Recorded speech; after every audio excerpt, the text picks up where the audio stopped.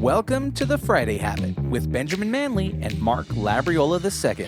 The Friday Habit is for creators, entrepreneurs, and agency owners looking for actionable ideas on how to grow their business and be more profitable. We'll pull from our combined knowledge of over 20 years and interview thought leaders that will inspire you and give you the motivation you need to kick your business into high gear. Buckle up. It's Friday. Jeremy, would you rather eat whatever you want and be forced to exercise every day, or have a strict diet but never have to exercise? Can I have both? Because I have an extremely strict diet, though. I love ketchup, so I put ketchup on too many things. And my wife thinks it's disgusting and tells me about all the sugar in it. But I am a crazy workout fiend, so I don't know, man. I mentally need the workout, but at the same time, I feel like I'm so stuck on the healthy food. I don't know if I could manage it. So instead of neither, you want to do both. You want to eat strict and you want to work out hard. But that's what I currently do. So, it's kind of a no-brainer. Get up, eat, take my cold shower, and I'm ready to rock and roll, man. I think I would rather have to exercise all the time, but then eat whatever I want. What about you, Mark? Yeah, I think I want to eat whatever I want and exercise. Currently, I eat whatever I want and I never exercise. So, I'm the opposite of Jeremy. Is this an absolute though? Is this going to stick around forever, or does it catch up to me when I'm 50 like it does in real life? I think it's an absolute. A would you rather? So okay, it's an absolute. It's an absolute. I love it. Well, cool. If you guys are enjoying the podcast, please subscribe and leave us a review in the Apple Podcast app. It really helps us out and helps us grow the community. Yeah, totally. And if you have a question for us, or maybe something you want to share about your business, or ask us something about our businesses, we want you to interact with us. And one way you can do that is by sending us a voice memo. Pretty simple. Just hop on your phone, record a message into it, and then email it to hello@thefridayhabit.com. Yeah, we might even play it on the show. And so today we have Jeremy with us again. He was on our podcast last week, and he's actually a former champion powerlifter turned new media entrepreneur. He has a podcast called Create Your Own Life, and he's interviewed a lot of really well-known, respected thought leaders like Grant Cardone, Seth Godin, Tucker Max, Robert Greene, and we're excited to have you back, Jeremy.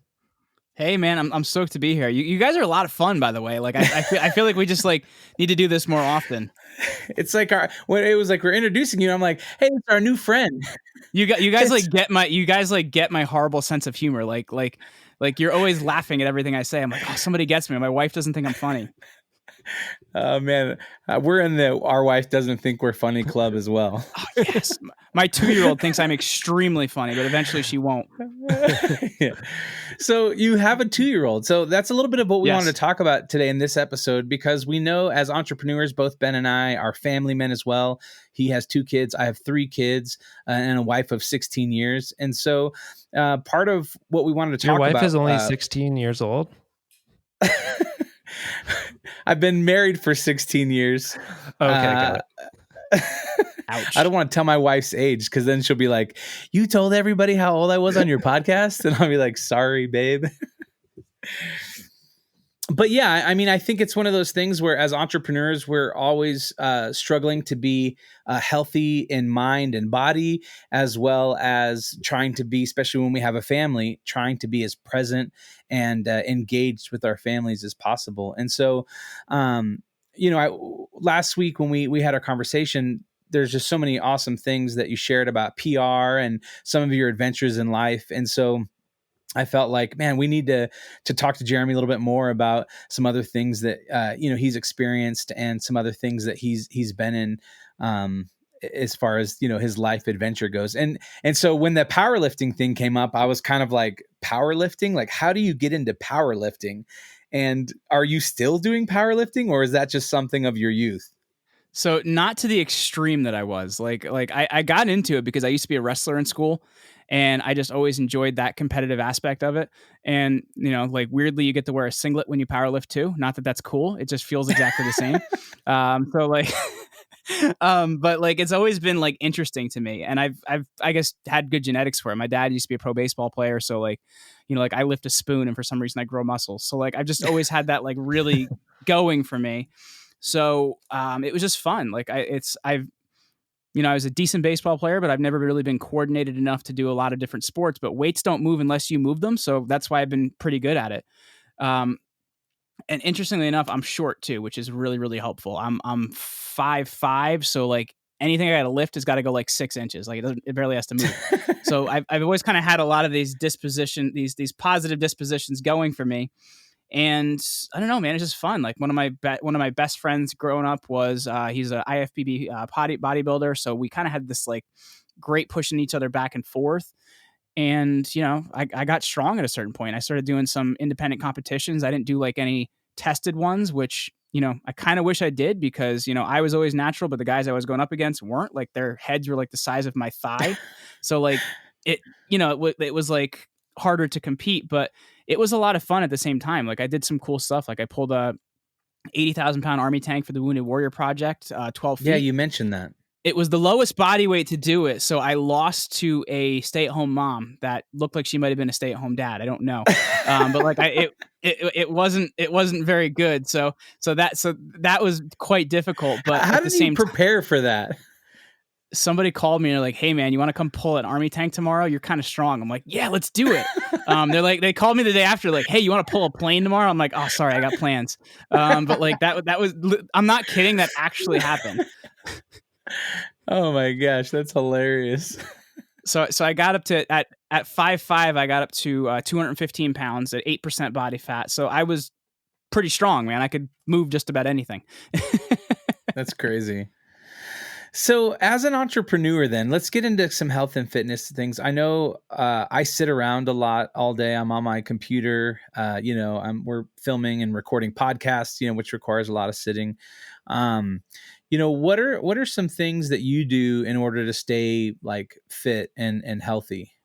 Well, honestly, it's like that fitness is the first thing I do every day. And I think a lot of people, especially when they have a career or a job, they tend to leave it to at night. And the thing about that is you're either going to be really tired by the time you get there, or you're just not going to do it. You're like, "Oh my God, what a horrible day. I'm just going to go home and drink beer and watch football." And a lot of people tend to do that. So like for me, it's really, really important. That's the first thing you do. So, I get up, I have breakfast, I have bulletproof coffee, which is really great for mental energy. It's also great for burning body fat. So that's one of the first things I do. Have breakfast and I head out to the gym. And I'm usually, I've done a workout for a number of years called the Max OT. So if people want to check that out, it's a specialized one. It's free out there too. It's ast-ss.com. They got like a whole program around it. But what you do is you do 80% of your max for 4 to 6 reps. So you're able to, maintain quite lean, but you're still pushing quite heavy things. So that's really helped me with keep my metabolism up and everything else. So I'm usually going like 35 minutes at that. It's not like a long workout, and I'm able to kind of get a lot in that time. So that's kind of one of the first things I'm doing. Then when I come back, I do a 10-minute cold shower. And you start out warm, clean yourself off, and then you turn it to ice and you turn around. And the reason is because you have 2 types of fat in your body. You have white fat and brown fat, and a lot of brown fat hangs out in your upper back, and it's thermogenic. So that means it's fat that burns other fat. So what it actually helps you do is raise your BMR, your basal metabolic rate. So you're burning more body fat by stimulating that brown fat. And at the same time, it wakes you up like you would never believe, of course. Yeah, I'm sure. Especially if you, dude, I did it a couple of years ago. My brother-in-law lives up in Lake Placid, New York, which is we went up there skiing, and that was the coldest cold shower I've ever taken in my entire life. I was like, oh my God, this is hard. But and also at the same time, it also helps your ability to fight off disease and stuff like that, which is cool as well. So it's one of the really, really good things to do. And then I don't take any calls before 10 a.m.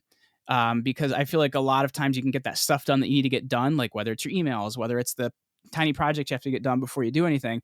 Because I find if you take a lot of action before, you want to get your things done, you never get them done because there's always distraction. So I try to like keep that time like really, held off for myself. So like how I start the day is super, super important. And that's like it really makes the day work better.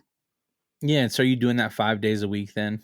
Yeah, 5 days a week. 7 days? Okay. 7 days a week. I could do it at 20. I can't do it at, in my mid 30s because I don't know what it is about it, but my body just doesn't recover now like it did at 21. So I can't kind of, beat the hell out of myself 7 days a week like I used to. I've learned a lot more how to listen to my body, which I think is something that a lot of athletes don't quite understand. Like if it's telling you certain things, you need to kind of adjust what you're doing based on what it's telling you.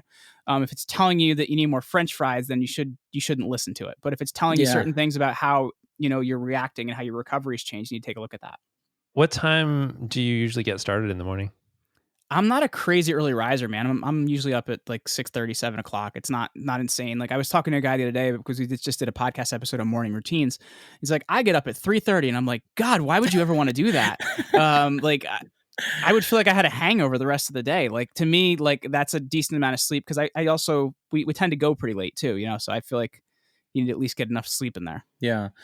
And would you say that obviously you've prioritized your health and fitness as a weekly thing? Can you tell, like, say you miss your routine, like you have something first thing in the morning and you got to be at it and you miss out on your workout? Like, do you sense after being in this routine for so long that you miss it, or that you can tell like, my mind's not as clear, or, I'm not as on my game as I typically am because I didn't get my workout in?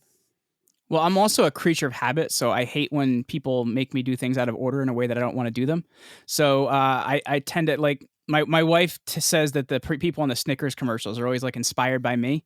So I just tend to just need to get that in early in the day, man. So like if I have something early in the morning, I'm gonna adjust my schedule to get to the gym earlier because I just know I'm gonna be in a better mindset and I'm gonna approach things better and differently because. For me, it's not just how I feel better. It's also my therapy, right? It's also how I can get out a lot of that energy and everything else you got going on in your life.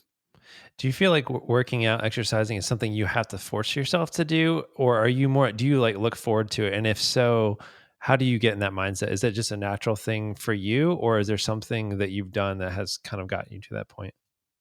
I have fun doing it, man. I look forward to it each and every day. Some days it's harder than others because if you had a long night, then it's harder waking up. But like, I look forward to it, and I always have. And it's just for me, it's been a habit since I was 15 years old. So I've been working out, longer than I haven't at this point in my life. So it's just always been a part of my life, and I look forward to it. Are there certain types of workouts you do like and don't like, to where it's like, oh man, if I had to run every morning, then I would hate that? Or like, you know what I mean? Like, are there things like that, or just like all types of exercise? Because I'm thinking for people listening, like for me, it's like about finding something I enjoy doing, but also is good for me, And so I was wondering if it's everything to you, or just certain things, or how you feel about that. Well, I'm gonna quote Gimli in Lord of the Rings here and say that dwarves are natural sprinters. That's about all I'm good at, man. Other than that, do not make me run. I hate running. Like I just don't get a point to it. I ran cross country for 1 year in high school, and I'm like, God, you guys just keep doing this? Like, what do you do with this? So if you made me run every day, I would quit working out tomorrow. Okay. Yep. As far as, I have a lot of friends out there. I try to get to the gym every day. I go more often than I don't. I do also take the cold shower. I don't do 10 minutes on the cold shower. I usually go from the sauna to the shower, clean up, and then put it on cold. Ooh, you've got a sauna though. That's awesome. I'm jealous. I got to get those heat shock proteins going, and then I go on the cold. Not as long. I was thinking, Ben and I, we do a business retreat usually once a year out here in Colorado. And the past 2 times we have been around lakes and we have never jumped in. I think a good challenge for us, Ben, will be next time we're up in the mountains of Colorado, we live stream us jumping into a cold body of water. I think that would be a great adventure. Dude, I'm 100% in. Oh yeah, I did the Tough Mudder, where they have like this giant, like basically it's like a big shipping container basically full of water, and then on top there's ice, right? But the ice, there's so much ice in it that the top level isn't even melted. So there's like a foot of unmelted ice still inside the water. So when you dive into it, you have to like go underwater. As soon as you hit the water, like you get an instant headache, and you like go into shock basically. So it can't be colder than that. So I mean, I'm down. You know what you got to do, man, because that's just it's not strong enough. So here in Jersey, man, we're Jersey strong. We do it a little bit differently. So every January we go down to Seaside Heights. This is down by the Jersey Shore, and we do what's called the Polar Bear Plunge. And everybody goes down to the Jersey Shore, strips down to your skivvies, and we go in the Jersey Shore at like 15 degrees. It is amazing. You lose feeling in every single inch of your body, and then you try to figure out how quickly you can get out of there if everything's still working. Wow, that's insane. Yeah. Uh, I don't know. Is this still health? Is this health and fitness, or is this just hurting yourself at this Yeah, I don't point? know that there's any health benefit to that whatsoever, other than telling somebody you did it and thinking you're cool for doing it. Yeah. exactly. So, is there anything you'd recommend to kind of help, stay on track with this kind of stuff, to stay consistent with working out? It's gonna sound crazy, but I've always been somebody that's tracked every single thing I do. I had read a book, gosh, I forget how many years ago now, by Frank Zane. He's a 3-time Mr. Olympia, and I actually got a chance to interview him earlier this year, which is super cool. And tell him the influence he's had in my life. But I've always been a tracker, so this is gonna sound rudimentary and basic, but I have like a small notebook and I track every single thing about my workout. Like, did I get a full rep? Did I get 3/4 of a rep? What did I get this time? How was I feeling that day? Because you may have a bad day. Did I not get enough reps? Then I may do forced reps, which means you put the weight back and then you wait 10 seconds and then grab another one and grab another one and grab another one until you get it. So I'm tracking every single thing about it, because I'm a huge believer in what's called linear progression, meaning that if you can add a little bit every single week and it continues to go up, you're going to continue to make that growth. There's no like huge jumps, but like if I'm moving up 2.5 pounds or 5 pounds a week on a lift, you can get pretty strong like that. I started out when I was 14, not being able to bench a bar, to benching 455. So, you can move up if you can do it a little bit every week for a long time. I love that. Yeah, that's awesome. One thing I find too helpful, and just to encourage anybody who's listening, is I always try to prepare the night before for the next day. I find that Yeah. I'm somebody who's not pop out of bed and like, let's go to the gym. But if I pack my bag and I, have my clothes either on ready to go to the gym or near the bed, I'm able to motivate myself like, well, I'm already packed and I'm already, like my alarm went off, like, let's just get there, So I think sometimes if you can prepare the night before, it'll give you a little bit more energy and motivation, the next morning, especially if you go first thing in the morning. That's huge, because if you look at a lot of the most successful people, man, that's exactly what they do. They prep the day before, because by the next day it's game time, and if you're not ready, you're wasting day on game time. Right. Yeah. So, as far as fitness goes, I feel like you've given us some really good tips related to exercise and stuff like that. What about nutrition and eating well? Like, do you have any recommendations on that can help us eat healthier? So I used to be crazy about this. I used to do, I don't know if you guys read the book, The 4-Hour Body, but I used to do the slow carb diet out of there. That's where you eat way too many beans and the people around you don't like you because of, the sense you create from those beans. But it was really good for maintaining low body fat, but it eventually becomes boring as hell. I've kind of went more to just a macronutrition model. And what that means is you're looking at your big nutrients, like your fats, your proteins, and your carbs. And just based on that, I'm trying to get a good ratio of stuff. So, carbs are always going to be the biggest portion on a plate. That's just because how my body reacts. Somebody else may need a little bit less. Fats are going to be second and proteins are going to be third. So that's, really how I'm looking at it. So honestly, I wish I could give people like great tips on this, but like you got to find out what works for your body and how your body reacts, because everybody's metabolism is going to be stimulated a little bit differently. For me, I'm what's called a hard gainer, meaning that my body burns a lot of calories. So I need to be carb heavy on anything I do. Gotcha.